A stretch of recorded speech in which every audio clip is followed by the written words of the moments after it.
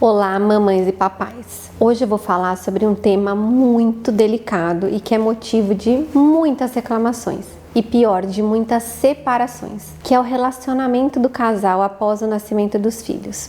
No vídeo de hoje eu vou propor algumas reflexões sobre isso e tentar ajudar vocês, mamães e papais, a passarem por essa etapa e, ao contrário, fortalecerem a relação de vocês e também a relação com os seus filhos.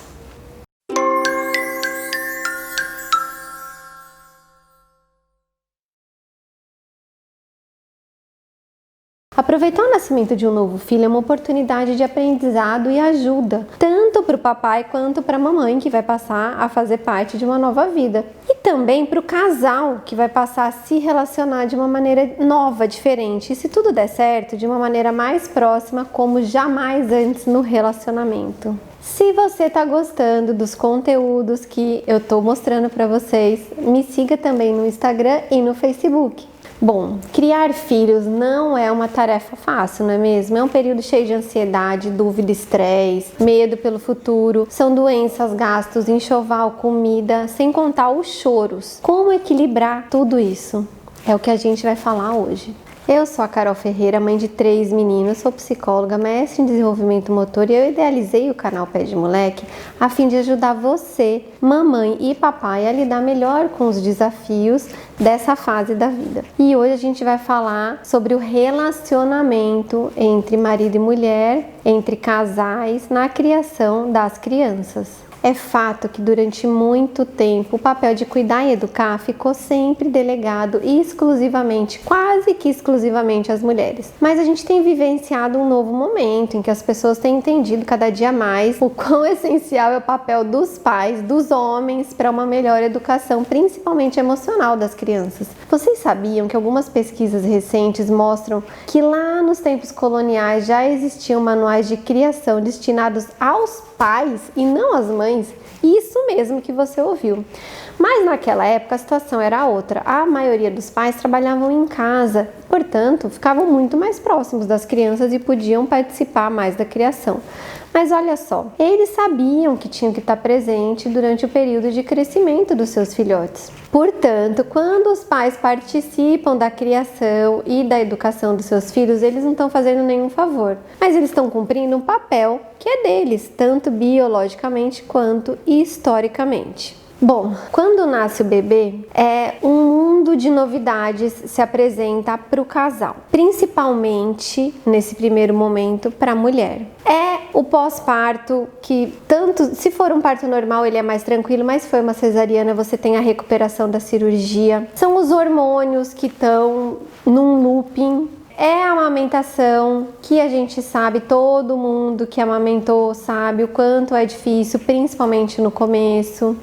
É essa formação de vínculo com o bebê, é a ideia de uma nova vida fazendo parte da vida de vocês, tanto da mãe quanto do pai. E aí, o que fazer com tudo isso? É o bebê chorando, é a insegurança de um bebê novo chegando em casa. E aí o que acontece é que os pais se sentem muitas vezes menosprezados e não sabem o que fazer para participar desse momento dos seus filhos. E por conta disso, as mulheres acabam achando que os homens não estão participando, que eles não ajudam em nada, e aí vira uma guerra entre o casal.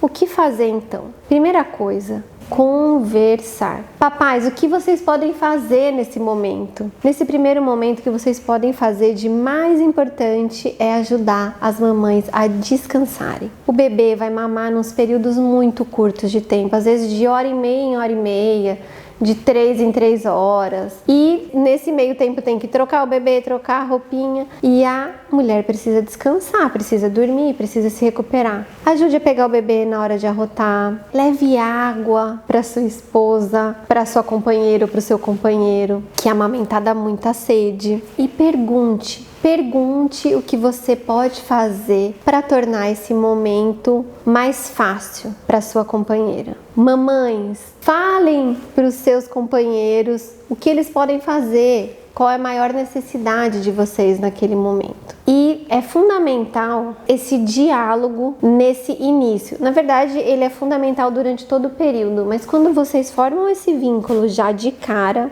já assim que o bebê nasce, as coisas vão ficando mais fáceis. Então, conversem, falem um pro outro o que você está precisando naquele momento, o que você está sentindo naquele momento. Intensificar e ajustar a comunicação entre vocês é uma etapa extremamente necessária, porque você vai ter demandas e necessidades que vão precisar ser atendidas e que não podem estar sujeitas a falhas de comunicação. Você não vai querer passar por aquela sensação de expectativa que não foi realizada, ou porque você não disse que as tinha, ou porque o seu companheiro não sabia que você queria que eles cumprissem. Lembrem-se, muitos conflitos nas relações começam porque você espera que o outro faça alguma coisa que você gostaria, mas não verbaliza isso e a pessoa não tem como saber. Então é preciso estabelecer esse canal de comunicação, porque a outra pessoa não tem como adivinhar aquilo que a gente espera, aquilo que a gente quer que ela faça. Eu vou contar aqui algumas histórias para vocês. Eu lembro que uma vez eu estava viajando com uns amigos para uma fazenda e aí eu tinha o Nick e o Pepe muito pequenininhos ainda. Eu acho que o Pepe devia ter 1 aninho, tinha mal começado a andar, e o Nick tinha quase 3 anos ou próximo disso. Eles têm 1 ano e meio só de diferença. E tinha um outro casal de amigos com a gente que tava com um bebê também de uns 7, 8 meses. E aí essa minha amiga tava muito brava, tava fazendo uma mamadeira lá na cozinha e reclamando: o fulano não me ajuda em nada, porque eu faço tudo sozinha, porque é muita sobrecarga, porque ele tá ali bebendo com os amigos e eu aqui fazendo mamadeira, não sei o quê. Aí eu virei pra ela e falei assim: mas você já pediu pra ele fazer a mamadeira? Aí ela: não, ele tem que adivinhar que eu tava arrumando o banho dele, não sei o que. Eu falei: então, mas eles não adivinham, não tem como adivinhar. Você já tentou pedir? Faz um teste. Daí ela tava muito brava, ela falou: você vai ver só. Aí ela foi lá: fulano, pode fazer a mamadeira do nosso filho? Porque eu tô ali arrumando o banho dele. Ele levantou na hora, falou: claro, é só você me pedir. A gente teve uma conversa muito longa aquela noite falando sobre isso, e ela me falou que ela nunca tinha percebido que esse simples ato de verbalizar o que ela queria, o que ela estava necessitando, o que o filho dela estava precisando naquele momento para o marido, é que estava causando todo o estresse. Porque, vamos pensar, não é por mal. Às vezes quando você começa a fazer tudo, o seu companheiro, inclusive, ele não se sente necessário. E isso é motivo de muita frustração para eles também, sabia? Eu vou dar um outro exemplo para vocês. Uma vez eu estava conversando com uma outra amiga e ela estava reclamando que não dava para deixar o bebê dela tomar banho com o marido porque ele esquecia de fazer isso, esquecia de fazer aquilo.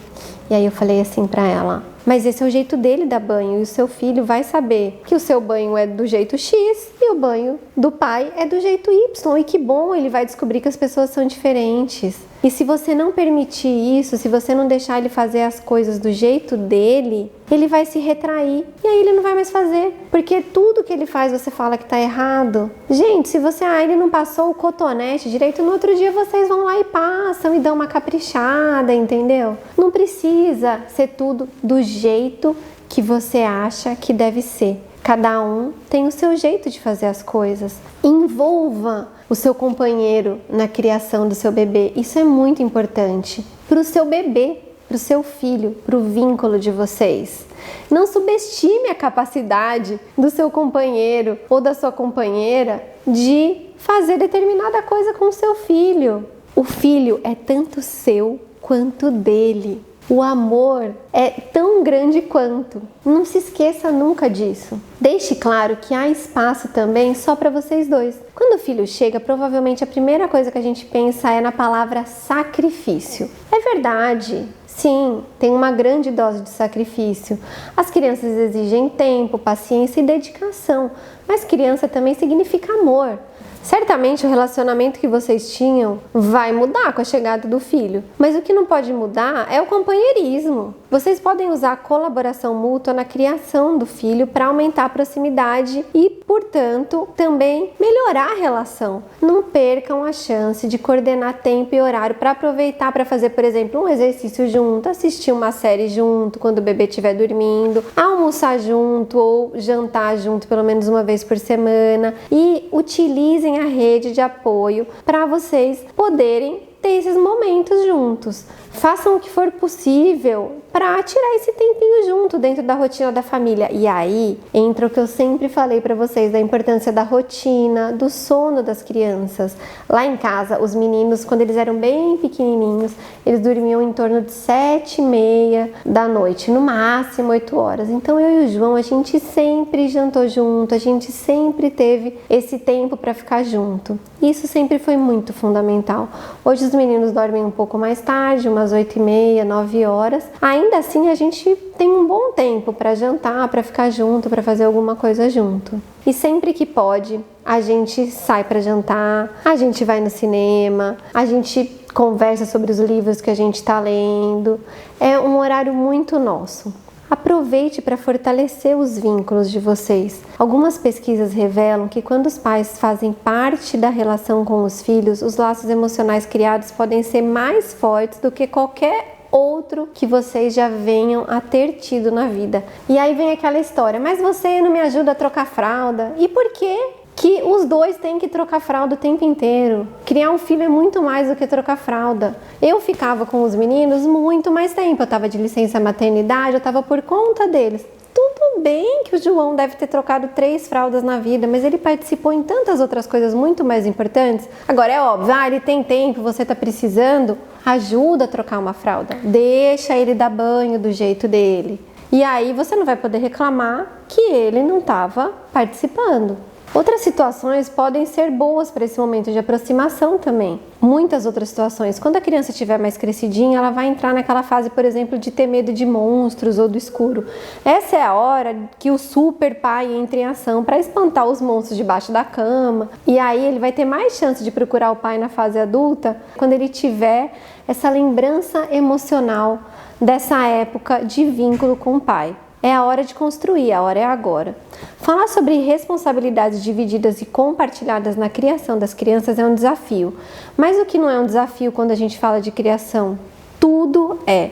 Mas se você chegou até o final desse vídeo, quer dizer que você já é uma mamãe e um papai que quer o melhor para o seu filho e para o seu relacionamento. Mas não fique só por aqui.